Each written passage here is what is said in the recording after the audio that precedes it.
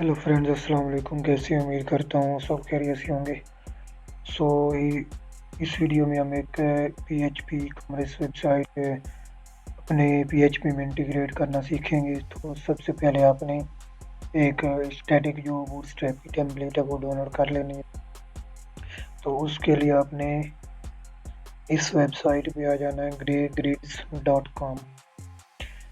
इस वेबसाइट पे और उसके बाद ये टेम्पलेट्स पे आपने क्लिक कर देना है और नीचे यहाँ से आके फ्री वाला सिलेक्ट करना है। तो सिर्फ जो फ्री है टेम्पलेट्स हैं वो शो हो जाएंगी। तो इसको आपने नीचे स्क्रॉल करते जाना है और यहाँ पे एक ये टेम्पलेट है शॉप ग्रिड्स। तो शॉप ग्रिड्स इसको आपने डाउनलोड कर लेना है यहाँ से। इसको पहले आप रिव्यू भी कर सकते हैं। इसका ये ई कॉमर्स वेबसाइट के लिए बेस्ट मतलब कि इसके लिए यूज़ हो सकती है। सो इसको हम डाउनलोड करेंगे और अपनी वेबसाइट में पीएचपी में इसको इंटीग्रेट करना सीखेंगे। और इसमें से कुछ सेक्शंस हैं जिसकी हमें ज़रूरत नहीं होगी, जैसे ये स्पेशल ऑफर्स है, इसको हम डिलीट कर देंगे यहाँ से।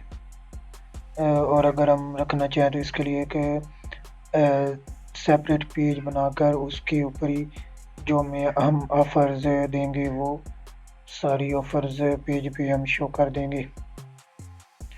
सो इसको आपने क्या करना है, यहाँ से इसको ओपन कर लेना है और उसके बाद इसको फ्री वाला सिलेक्ट कर लेना है फ्री में भी। और इसमें कुछ पेजेस हैं फ्री में जो मतलब कि नहीं आएंगे, शो नहीं होंगे। तो जैसे ये रजिस्टर पेज है, तो ये रजिस्टर पेज और ये लॉगिन पेज हो गया। इसी तरह मेल सक्सेस और 404 पेज, तो ये पेज यहाँ पे शो नहीं होंगे। तो इसके ये जो टेम्पलेट हमें सिर्फ दो पेज दी देगी। ये जो फ्रंट एंड पेज है, एक ये वाला पेज सारा देगी और उसके बाद एक पेज देगी ये वाला सिंगल ब्लॉक के लिए। ये दो पेज ही मतलब कि हमारे पास डाउनलोड होंगे। लेकिन हमने नेक्स्ट वीडियोस में हम सीखेंगे कि ये जो बाकी पेजेस हैं और उनको हमने यहाँ से कॉपी करके अपनी वेबसाइट में कैसे इंटीग्रेट करना है। तो सबसे पहले इसको फ्री वाला सिलेक्ट करके डाउनलोड कर लेना है।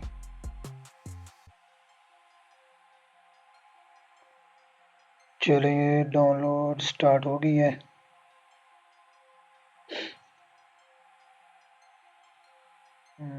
स्टार्ट होने वाली है, अभी थोड़ा टाइम लेगी। चलिए स्टार्ट हो गया है तो इसको होने देते हैं अभी। उसके बाद चलिए पूरी हो गया डाउनलोड। इसके बाद यहाँ से कंट्रोल, यहाँ से इसको ओपन कर लेना है फोल्डर में जहाँ से हमने डाउनलोड की है। और इसके बाद इसको यहाँ से कट कर लेना है और अपनी जो htdocs है यहाँ पे आ जाना है जैम फोल्डर में। और उसके बाद htdocs इसमें आपने कोई फोल्डर क्रिएट कर लेना है, जैसे मैंने ये क्रिएट की है इसी के नाम से शॉप ग्रिड्स। तो यहाँ पे ये क्रिएट कर लेना, इसको ओपन करके इसके अंदर ये पेस्ट कर देना है। ये मैंने कुछ फाइल्स पहले बनाई है लेकिन अभी के लिए चलो इसको नया स्ट्रक्चर ही देंगे तो इनको डिलीट कर देते हैं। ओके हो गया। इसके बाद यहाँ से आपने इसको राइट क्लिक करके एक्सट्रैक्ट हियर पे क्लिक कर देना है। चलें, ये देखें, ये इन्होंने सिर्फ ये इंडेक्स और ये प्रोडक्ट डिटेल जो पेज है वो दिए और साथ में इमेजेस और CSS वो दिए। तो अब इसको हम व्यू करते हैं ओपन विद माइक्रोसॉफ्ट। चलें, ये देख लें। तो अगर हम यहाँ पेजेस पे जाकर रजिस्टर पे क्लिक करते हैं तो ये नॉट फाउंड पेज दिखा रहा है क्योंकि ये पेज इन्होंने दिया ही नहीं है।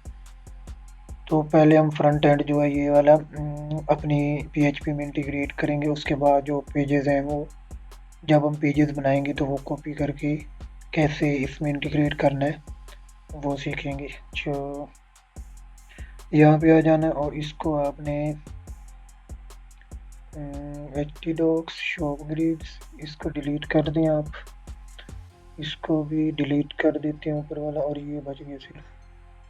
तो यहाँ से आपने सारी जो पेजेस हैं यहाँ से बल्कि वापस आते हैं और इसको आपने VS कोड में ओपन कर लेना है। चलिए यहाँ पे ओपन होगी। इसके बाद आपने इसको क्रॉस कर दें तो यहाँ पे एक नया फोल्डर क्रिएट करते हैं जिसको आप कोई भी नाम दे सकते हैं, जैसे हेडर के लिए इंक्लूड्स। तो इसमें हम जो कॉमन फाइल्स हैं हेडर और फुटर साइड बार ये वाली फाइल इसमें इंटीग्रेट करेंगे। तो यहाँ पे एक फाइल क्रिएट करते हैं header.php और footer.php, ये दो फाइल्स क्रिएट हो गई हैं। अब हमने ये फोल्डर खोलना है index.html। तो ये जो कमेंटेड है इसको आप यहाँ से डिलीट कर दें। ये प्रीलोडर है, इसको भी रहने देते हैं। और अब ये देखिए उन्होंने कहा है कि स्टार्ट हेडर एरिया, यहाँ से स्टार्ट हो रहा है तो इसको आप क्लोज करते हैं। तो ये जो हेडर है ये वाला, ये फर्स्ट USD इंग्लिश ये ऊपर वाला, और ये मिडल हो गया, और ये सेकंड लास्ट आखिरी जो है बॉटम हेडर, ये सारा कॉपी इसी में आ जाता है। एंड हेडर एरिया, तो यहाँ से आपने ऊपर जो सारा कोड है यहाँ तक इसको आपने यहाँ से कॉपी करना है और header.php में आके इसको पेस्ट कर देना है। हेडर का जो पार्ट है वो मैंने सेपरेट कर लिया और उसके बाद फिर वापस आना है। और अब ये हीरो सेक्शन है और उसके बाद trending products area. Trending products कौन सी हैं? हीरो सेक्शन और ये ट्रेंडिंग प्रोडक्ट्स एरिया। तो ये वाली जो प्रोडक्ट्स हैं वो इस एरिया में शो हो रही हैं। तो और उसके बाद क्या है, कलेक्शन है, तो इसको हम डिलीट कर देंगे, इसकी ज़रूरत नहीं है। ये बैनर सेक्शन है, इसको हम रख लेते हैं। और उसके बाद ये जो फ्री शिपिंग स्पोर्ट्स पेजेस है सेक्शन, इसको भी हम डिलीट कर देंगे, क्योंकि तो अब हमने कौन सी चीज़ कॉपी करने की, ये बैनर और एक ये प्रोडक्ट वाला। तो यहाँ से प्रोडक्ट है और हीरो सेक्शन भी है, हीरो सेक्शन भी हमने रखना है। और ये प्रोडक्ट्स है, इसको हम यहाँ से डिलीट कर देते हैं। ये बैनर हो गया, उसके बाद शिपिंग हो गया, और उसके बाद आखिर में क्या आ रहा है, फूटर एरिया। तो इसको आप क्लोज करते हैं। तो यहाँ से जो फूटर एरिया यहाँ से लेके नीचे तक इसको आपने यहाँ तक कॉपी करना और इसको footer.php में आके पेस्ट कर देना है। ओके हो गया। अब हमें इसको भी डिलीट कर देते हैं और जो हमने हेडर वाला अलहदा किया उसको भी हम यहाँ से डिलीट कर देते हैं। तो अब हमारे पास ये हीरो सेक्शन और ये प्रोडक्ट सेक्शन ये बच गए। कॉल टू एक्शन सेक्शन है, इसको हम डिलीट कर देते हैं, इसकी हमें ज़रूरत नहीं है। और उसके बाद ये शिपिंग इन्फो है, इसको चले रहने दें। बाकी ये बच गए, इसको आपने सेलेक्ट ऑल करना है और Ctrl+C या फिर यहाँ से कॉपी कर लेना है। अब यहाँ एक और फोल्डर बनाते हैं जिसमें हमारी जो फ्रंट एंड के लिए सारी फाइल्स हम यहाँ पे रखेंगे। उसको आप फ्रंट एंड भी नाम दे सकते हैं और ऐप नाम दे देते हैं। इसमें आना है और इसमें फाइल क्रिएट करनी है .php और इसमें आपने यही पेस्ट कर देना है सारा कोड फ्रंट एंड के लिए। ओके हो गया। ये देखिए और इसमें हीरो सेक्शन भी आ गया है और हमारे जो प्रोडक्ट्स हैं और बैनर एरिया ये भी आ गया और शिपिंग इन्फो ये भी। तो अब इसको आपने यहाँ से हेडर और फुटर जो है वो भी हमने यहाँ पे इसके साथ इंक्लूड करवाना है। तो हमने यहाँ पे लिखना है रिक्वायर अंडरस्कोर वंस और यहाँ से कॉपी। अब हमारे पास जो इंक्लूड्स फोल्डर है वो इस ऐप से एक डायरेक्टरी मतलब एक स्टेप बार है। तो हमने यहाँ पे एक डॉट लगाना है और ./ क्या हो गया ./ और इंक्लूड्स / हेडर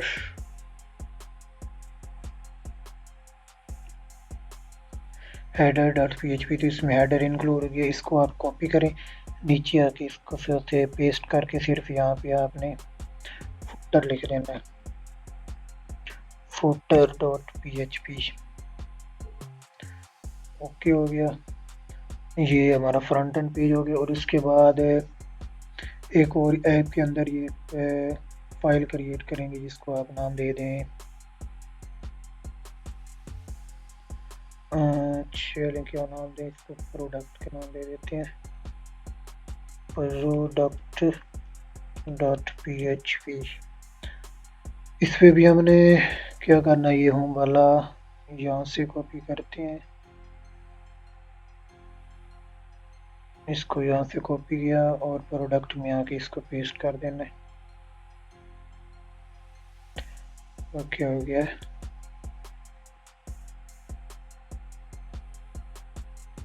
इसको भी पीछे ले जाते हैं,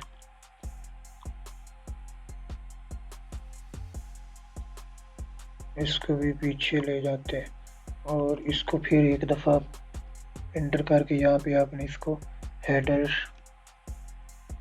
डॉट PHP लगा हुआ बल्कि ये लगा देना। इसके बाद राइट क्लिक करके इसको फॉर्मेट कर लेते हैं।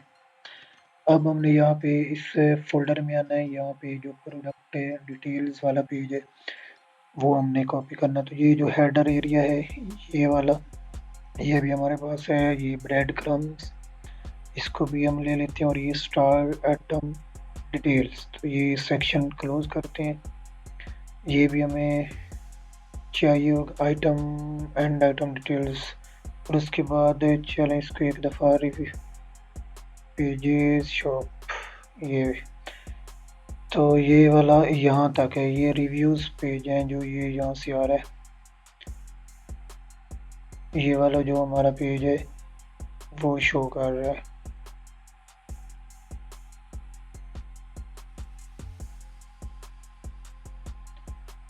ओके हो गया, तो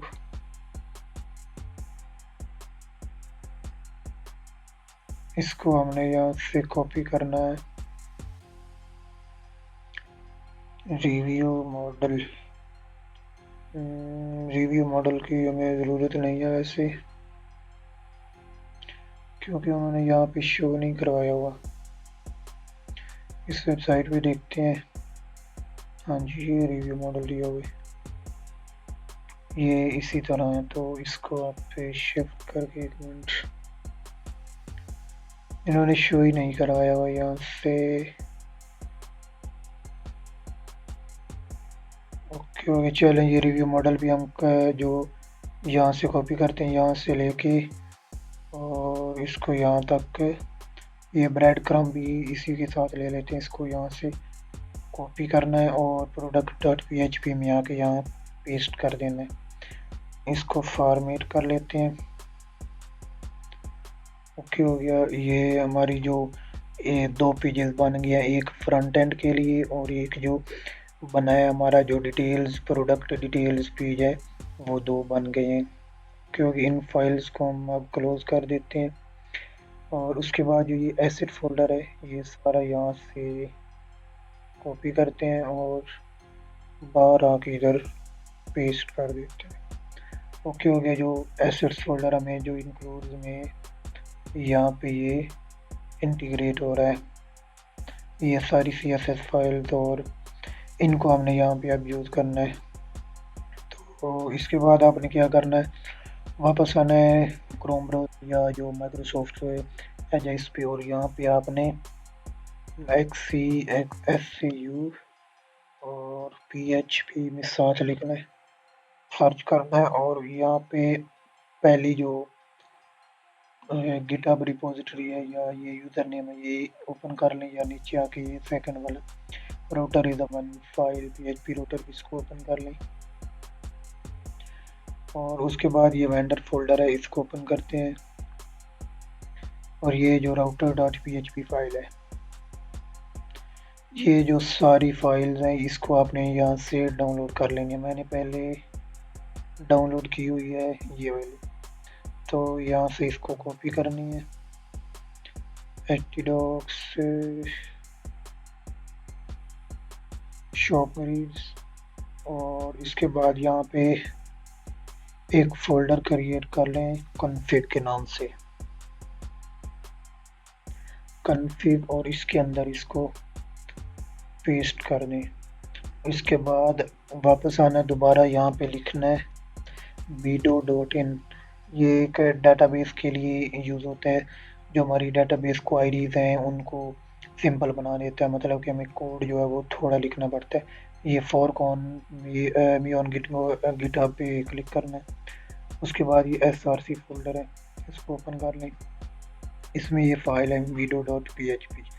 सिर्फ आपने ये फाइल यहाँ से डाउनलोड करनी है। मैंने पहले डाउनलोड किया है तो आपको दिखाता हूँ अभी।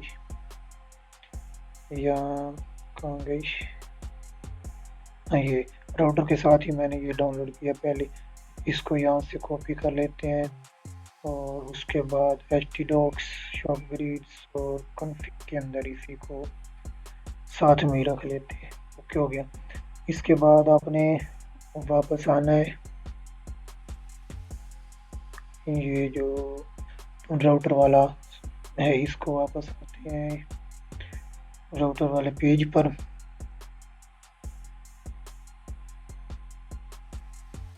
इसको आपने नीचे स्क्रॉल करना है और ये जो कोड है हाउ टू यूज़, ये वाला, ये स्टार्ट से लेके और यहाँ जो .html है यहाँ तक इसको कॉपी करना है और वापस आके यहाँ पे एक फ़ाइल क्रिएट करनी है index.php।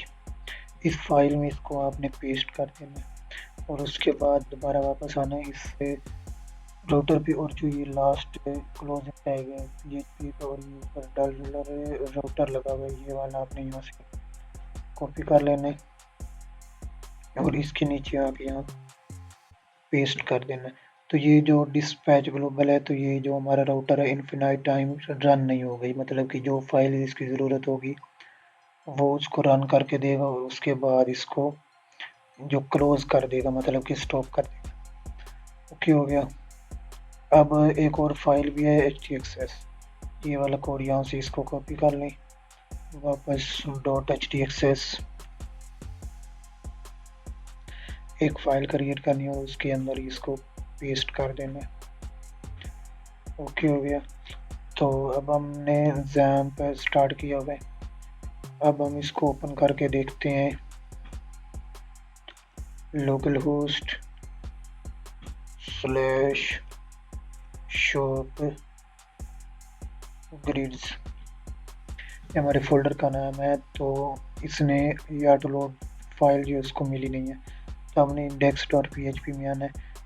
यहाँ ये नीचे वाला जो लाइन है इसको काट दें और यहाँ पे आपने जो ये हमारे पास config फोल्डर के अंदर router.php फाइल है, इसको यहाँ पे आपने इसको इंक्लूड करवाना है। तो आपने लिखना है config/router.php। तो ये इसके साथ इंटीग्रेट हो जाएगा राउटर फाइल्स जो सारा, मतलब कि राउटिंग सिस्टम इसी फाइल में लिखा हुआ है सही। अब यहाँ पे रिफ्रेश करते हैं तो उसको ये .html फाइल नहीं मिली, तो इसको आप चेंज कर दें, ये वाला कोड इसको रिमूव कर देते हैं, इसकी ज़रूरत नहीं है।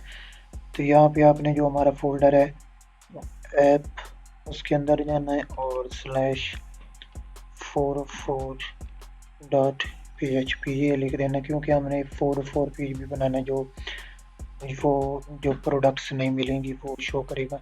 उसके बाद app/home.php।